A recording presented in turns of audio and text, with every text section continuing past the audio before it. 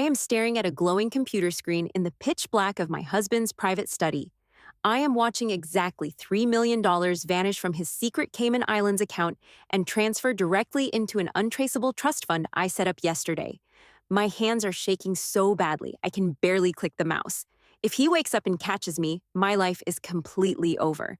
My name is Elena. I am 32 years old. For the past 5 years, I have played the role of the perfect, obedient, silent wife to a Silicon Valley billionaire named Julian. He thinks he owns me. He thinks I am uneducated and naive. He thinks he is the smartest person in the room. But tonight, the game changes. Let me tell you how a woman goes from being a loving partner to a master thief in her own home. When I met Julian, I was 27. I was working a basic administrative job at a local hospital. He was 35, incredibly wealthy, and swept me off my feet. He flew me to Paris for our third date. He bought me diamonds. He made me feel like the center of the universe. But the moment I said I do, the man I fell in love with disappeared. He was replaced by a monster in a custom-tailored suit. Julian moved us into an isolated mansion in the hills. He immediately convinced me to quit my job. He said a man of his stature needed a wife who was always available. I agreed. That was my first mistake. Giving up my financial independence was the key to my own cage. Over the next few years, Julian systematically destroyed my self-esteem. He controlled my diet. He picked out my clothes. He alienated me from my family. He put me on a strict allowance of $300 a week and demanded receipts for every single penny. I was living in a $50 million house, but I felt like a prisoner begging for water. I tried to be the good wife. I really did. Until 3 months ago. I was doing the laundry. Julian is meticulous about his suits, so he always checks his own pockets. But that day, he was rushing for a flight to Tokyo. I reached into his blazer jacket and felt a heavy, rectangular object sewn into the lining. I carefully ripped the thread. A sleek black burner phone fell into my hands. It was unlocked. I opened the messages. I stopped breathing. The texts were from a woman named Victoria. She is 24 years old. She is his junior analyst. But the affair was not what broke my heart. It was the financial documents attached to the messages. Julian was funneling marital assets out of our joint accounts and into dummy corporations under Victoria's name. I read a message he sent her that burned itself into my brain. He wrote, "The divorce papers are almost ready. I have hidden 90% of the assets. The idiot wife will get nothing but her cheap clothes. See you in a month, baby." I did not scream. I did not throw the phone. I carefully placed it back into the lining and sewed it shut perfectly. When Julian came home from Tokyo, I smiled and kissed his cheek. He had no idea he was kissing a ghost. If you have ever smiled directly in the face of someone who was actively trying to destroy your life, hit the like button and subscribe right now. Because you are going to want to see exactly how I tear this man down. The hardest part was not the anger. The hardest part was realizing that my husband was a paranoid genius, and if I made one wrong move, I would end up on the street with absolutely nothing. I had to become smarter than him. I started my operation quietly. I bought a cheap used laptop with cash I saved from grocery coupons. I hid it inside the air conditioning vent in the guest bathroom. While Julian was at his office pretending to work, I was sitting on the bathroom floor, teaching myself cybersecurity, forensic accounting, and coding. I studied his home network. I found his digital footprints. But Julian is a predator. Predators have instincts. Last week, he started acting strange. He came home early. He asked me random, probing questions about my day. Then, I noticed the red blinking lights. He had installed hidden micro cameras in the living room, the kitchen, and the master bedroom. He told me it was a security upgrade for my own safety. I knew the truth. He was making sure I was staying in my place while he finalized his plan to ruin me. We entered a deadly game of cat and mouse. I mapped out the blind spots of every single camera. I memorized his schedule down to the second. I learned how to spoof his router, so my cheap laptop looked like his smart television on the network. Which brings me to tonight. Julian is a heavy sleeper, but he is unpredictable. I needed his master ledger. The master ledger contains every password, every bank account, and every offshore trust he uses to hide his money. The only place he keeps it is on a secured hard drive in his private study, a room I am strictly forbidden from entering. I slipped out of bed at 2 in the morning. I crawled under the camera sensors. I picked the lock on his study door using a hairpin and a tension wrench I ordered under a fake name. Now I am sitting at his desk. The encrypted hard drive is plugged into my laptop. The progress bar for the file transfer is slowly creeping across the screen. 85%, 90%. My heart is pounding so loudly I am terrified it will wake him up. 95%. Come on, faster. Suddenly, the house alarm system chimes loudly. A cold, automated voice echoes through the silent hallways. Front gate opened! Front gate opened! I freeze. Julian is supposed to be asleep upstairs, but if Julian is upstairs, who just opened the front gate at 2:30 in the morning? Footsteps echo on the gravel driveway outside. Someone is walking up to the front door. The progress bar hits 98%. The handle to the study door begins to slowly turn. I have nowhere to hide. The brass handle of the study door clicks. The progress bar on my screen flashes green. 100% complete. I yank the encrypted drive from the USB port. I slam my cheap laptop shut. I have exactly 2 seconds before the heavy oak door swings open. I throw myself behind the thick velvet curtains framing the floor to ceiling windows just as the hallway light floods the room. Through a tiny slit in the fabric, I see him, Julian. He is not wearing his pajamas. He is wearing a dark tailored suit. He has a suppressed pistol in his right hand. My blood turns to ice. My husband, the corporate lawyer, the tech billionaire, is holding a weapon like he has trained with it his entire life. Who exactly did I marry? He sweeps the room. His eyes lock onto the desk. My leather chair is slightly pushed back. The desktop computer monitor is off, but I know it is still warm. I can feel my own body heat radiating against the cold glass window behind me. I am trapped. Julian walks slowly to the desk. He touches the back of the chair. He picks up his desk phone and dials a number. He puts it on speaker. Marcus, Julian says. His voice is completely dead. No emotion.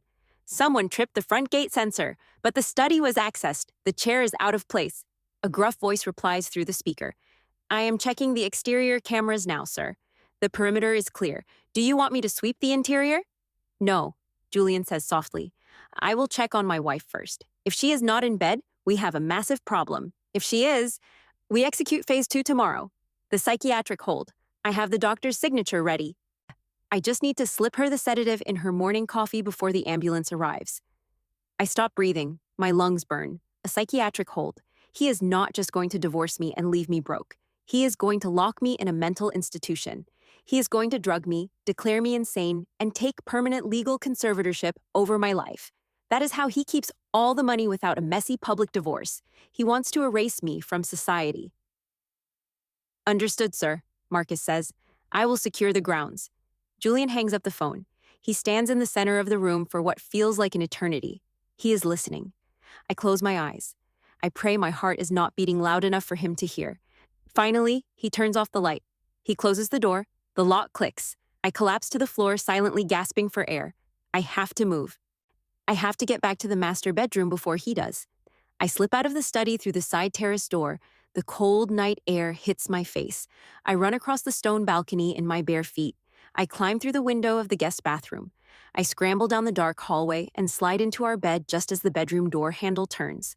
I close my eyes. I regulate my breathing. Slow, deep breaths, in and out. The mattress dips. Julian slides into bed next to me. I can smell the cold metal of the gun on his nightstand. He reaches over and strokes my hair. His hand is ice cold. Sleep well, my love, he whispers in the dark. Tomorrow is going to be a big day. I do not sleep a single second. I lie there, staring at the ceiling, plotting my counterattack.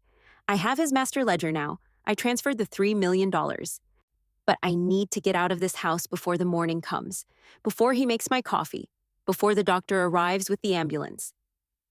At 6 o'clock in the morning, the shower turns on. Julian is getting ready for work.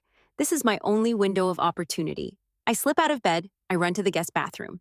I need to check my hidden laptop. I need to make sure the encrypted drive transferred the money to my secure cloud server before I make a run for it. I pull over a small wooden stool. I stand on it.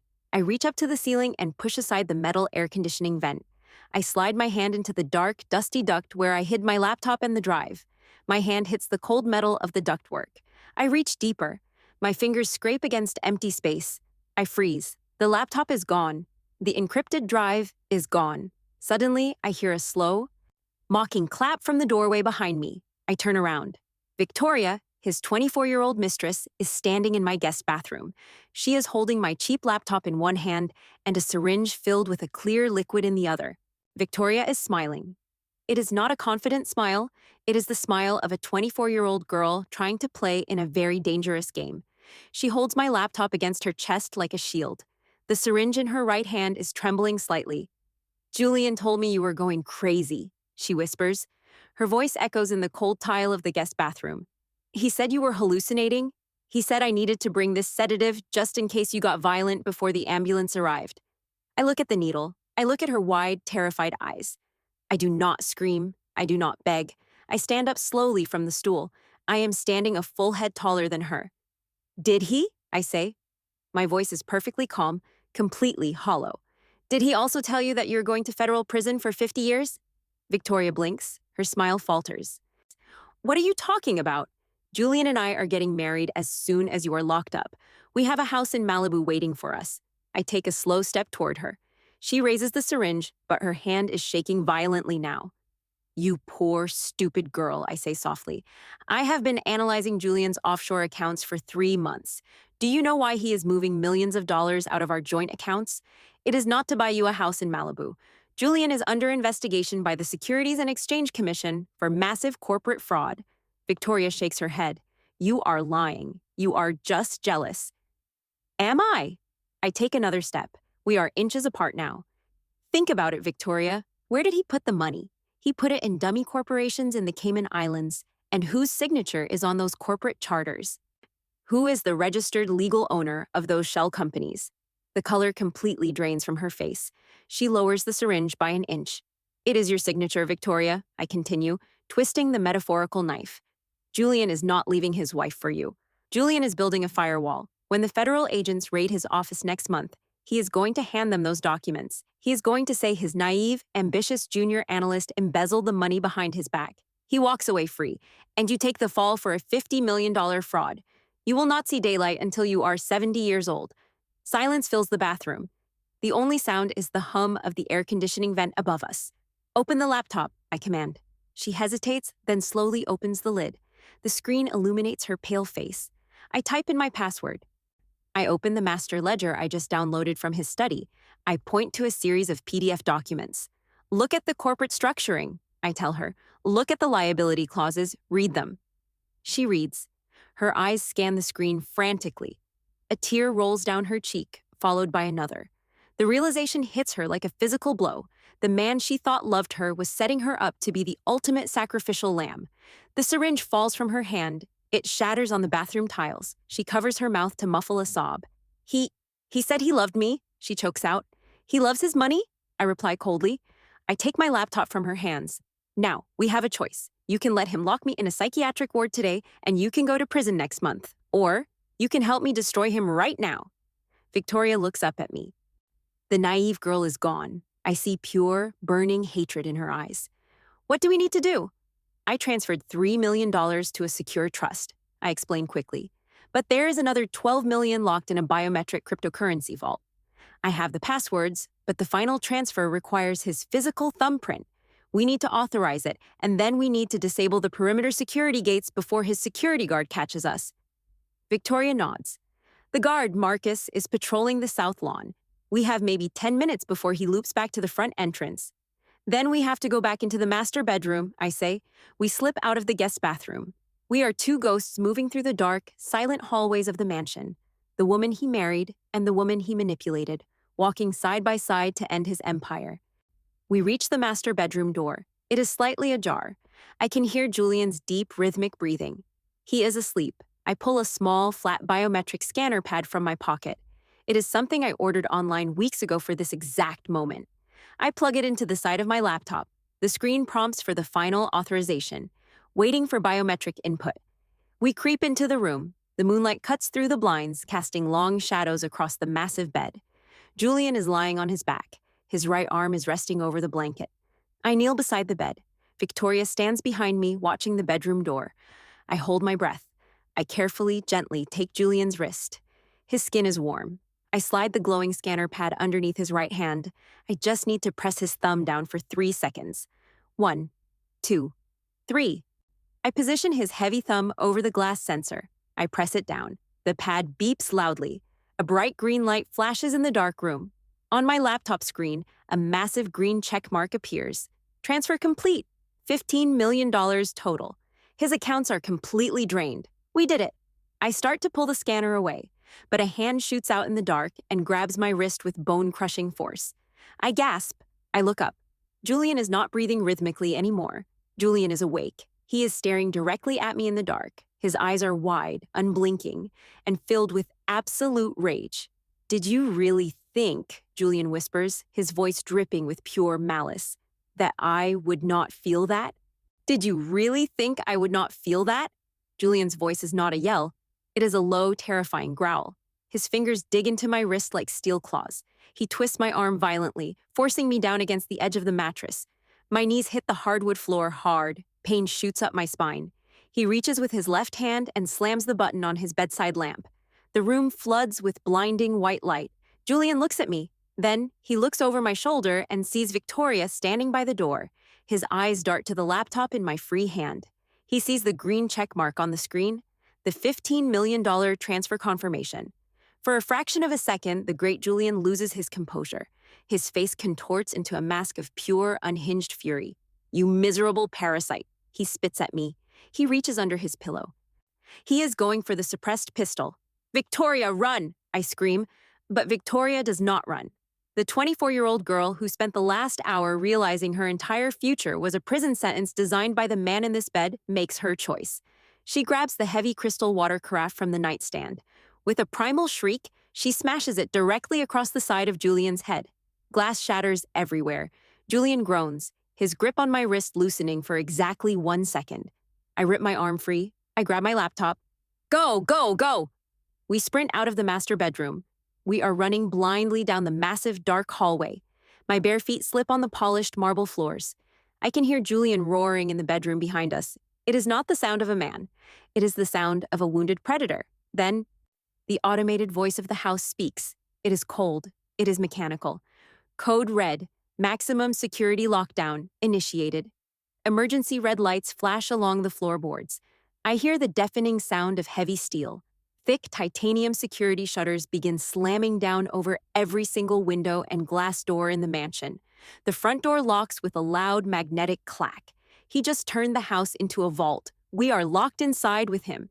"He triggered the panic mode," Victoria cries out, panic completely taking over her voice. "We are trapped. The windows are bulletproof." "Keep moving," I yell, dragging her toward the back staircase. "The underground garage?" My mind is racing. The house is a fortress, but I spent 3 months studying its central nervous system. I know every wire. I know every protocol. The garage doors are operated by the same local network I am currently spoofing with my laptop. We reach the heavy fire door leading down to the basement. I push it open. We tumble down the concrete steps into the freezing cold garage. It is dark, lit only by the emergency red bulbs. Julian's luxury cars are lined up like silent metal ghosts. The Tesla, the Mercedes, the Range Rover.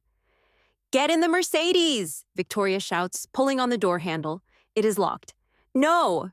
I pull her away. The modern cars have global positioning trackers and remote kill switches. If we take them, he shuts the engine off from his phone before we hit the highway. I run toward the far corner of the garage. Resting under a dust cover is Julian's pride and joy, a fully restored, vintage 1968 Mustang. Pure muscle, no computer chips, and no remote kill switches, no tracking devices. It relies on a physical key, which he always leaves in the ignition because the garage is supposed to be impenetrable. We dive into the Mustang. The leather seats are cold. I throw my laptop onto the center console. I twist the metal key. The massive V8 engine roars to life. The sound is deafening inside the concrete walls. "The garage door is solid steel," Victoria screams over the engine.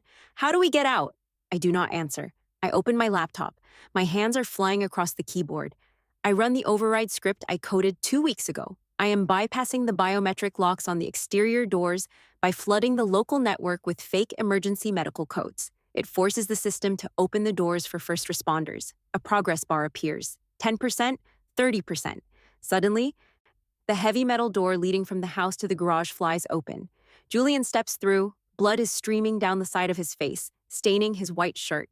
He raises the suppressed pistol. He points it directly at the windshield of the Mustang. "Duck!" I scream. We throw ourselves below the dashboard. Thwack, thwack. 2 bullets spiderweb the thick glass right where my head was a second ago. 80%, 90%. The laptop chimes. Override successful. The massive steel garage door in front of us begins to slowly rumble upward. The cool night air rushes in. A sliver of the driveway becomes visible. 1 foot, 2 feet. I slam my foot on the gas pedal. The tires screech against the concrete, filling the garage with thick white smoke. The Mustang launches forward. We are going to make it. We are going to break through the gap. But as the door rises to 3 feet, a shadow rolls underneath it from the outside. It is Marcus, the armed security guard. He stands up directly in the center of the driveway, blocking our only exit. He raises an assault rifle and aims it straight at the engine block. Then Julian's voice echoes through the garage intercom, booming over the sound of the revving engine. Shoot the tires, Marcus, then drag my wife out by her hair. Shoot the tires, Marcus, then drag my wife out by her hair. Julian's voice echoes through the cold concrete garage. Marcus raises the heavy assault rifle. He aims directly at the front left tire of the Mustang. My heart stops. If he shoots, we are completely trapped. I slam my foot on the brake pedal. The vintage car skids to a violent halt, stopping exactly 3 feet away from the barrel of Marcus's gun. Victoria covers her face and screams. But I do not panic. I grab my laptop from the center console. I spent 3 months studying Julian's entire network. I know every password. I know every dirty secret. Most importantly, I know exactly how much Julian pays his private security. I roll down the heavy glass window. The cold night wind rushes in. Marcus! I scream over the roar of the V8 engine. Julian is bankrupt. Check your phone right now.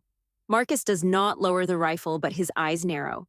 I hit the enter key on my laptop. I just bypassed Julian's local server and sent a direct, encrypted text message to Marcus's personal cell phone. I just sent you a screenshot of Julian's Cayman Islands accounts. I yell, my voice echoing off the concrete walls. The balance is exactly $0. He cannot pay your retainer tomorrow. He cannot pay you to cover up a murder tonight. He is broke. Marcus's phone buzzes loudly in his tactical vest. Keeping the rifle aimed at us with one hand, he slowly pulls out his phone with the other. He looks at the illuminated screen. Now look at the second message, I say, my voice dropping to a deadly serious tone. I just wired $500,000 from my untraceable trust directly into your offshore account. Consider it a severance package. Walk away, Marcus. Walk away right now, and you keep the money. Shoot us, and you go to prison for a man who cannot even afford his own lawyer. Marcus stares at the phone screen. He looks at the transfer confirmation. He looks at the security cameras mounted on the garage walls. Then he looks at me. He is a mercenary, and mercenaries only follow the money. Marcus slowly lowers the assault rifle. He reaches up, unclips his security badge, and tosses it onto the cold concrete floor. Without saying a single word, he turns around and walks out into the dark driveway, disappearing into the night. No, Marcus, stop! Julian bursts through the heavy metal door. His white dress shirt is soaked in blood from where Victoria hit him. He is holding his pistol, staggering toward the car like a madman. His eyes are wild, frantic, and completely unhinged. He raises the gun toward the windshield, but he is shaking too badly. I do not hesitate. I slam my foot on the gas pedal. The Mustang roars. I steer sharply to the left, clipping Julian's side just enough to knock him off balance. He spins and crashes hard onto the concrete floor, his gun skittering away into the darkness. We blast through the open garage door. The tires grip the asphalt. We speed down the long, winding driveway, crashing right through the wooden security gates. We are out. We are free. I drive for 3 hours straight until the sun begins to rise over the California coastline. Victoria falls asleep in the passenger seat. As exhausted and safe, I pull over by the beach, listening to the waves crash against the rocks. 1 month later, federal agents raided the Palo Alto mansion. I had anonymously mailed the encrypted hard drive to the Securities and Exchange Commission, along with all the evidence of Julian's corporate fraud. Because his accounts were completely drained, he could not afford his high-powered defense attorneys. He was assigned a public defender. Julian was sentenced to 25 years in federal prison. Victoria moved back to her home state. She used a small portion of the money I gave her to start over, free from the manipulations of powerful men. And me? I'm sitting on the balcony of a beautiful villa in southern Italy. I'm drinking a perfect cup of coffee. My laptop is open on the table in front of me. The screen shows a secure, untraceable banking portal. The balance reads exactly $15 million. Julian thought I was just a naive, uneducated girl. He thought he could put me in a cage and take away my voice. But he forgot the most important rule of power. If you push a woman into the dark and lock the door, do not be surprised when she learns how to see in the dark. And definitely do not be surprised when she takes your keys, takes your empire, and leaves you with absolutely nothing.